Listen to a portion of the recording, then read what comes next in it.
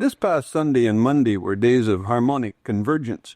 People gathered all over the world to pray, meditate, and in general think positive thoughts to bring the human race into a new level of consciousness, one that will make us want to live a little more peacefully and less destructively. The whole event centered around a sunrise ceremony on Sunday where 144,000 people were supposed to gather at various sacred spots around the world and get the whole leap in consciousness started. One thing that I found interesting about the event was the idea of sacred spots, or power spots, here and there around the Earth.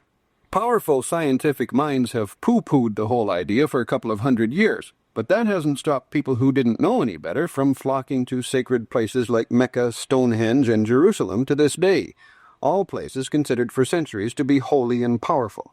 There are power spots in the New World, too, often with temples or sacred mounds on or near them.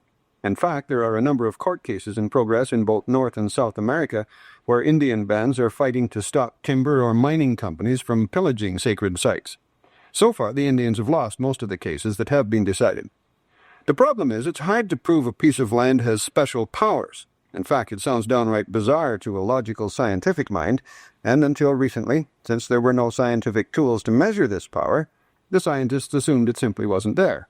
I suppose they figured it was just more superstitious twaddle from the primitive folks. But things are changing a little.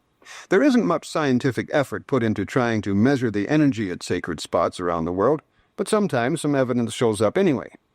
For example, both Hopis and Navajos have maintained all along that there are sacred places in the San Francisco Mountains of Arizona.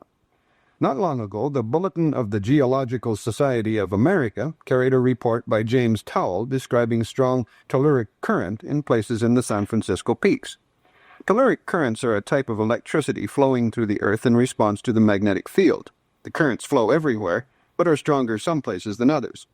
In fact, the most powerful ones may be responsible for the electrical discharges on some mountain peaks strong enough to be seen as lights glowing in the evening when the weather is dry.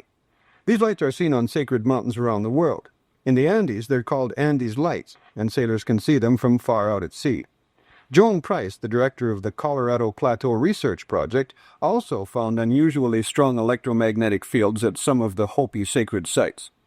Well, whether this higher Earth energy has any effect on human minds is hard to say, but it's interesting that the two seem to coincide.